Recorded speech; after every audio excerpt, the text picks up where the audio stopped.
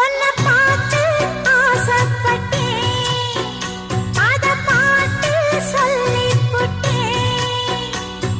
நீயும் தொட நானும் தொட, நாலு வகை பூச்சும் விட அட்டை போல ஒட்டி இருப்பேன். இந்த காதல் பொல்லாதது, ஒரு காவல் இல்லாதது. ஊதக்காத்தில் வஞ்சி மாது ஒத்தையிலே வாடும் போது போர்வை போல பொத்தி அணைப்பேன்.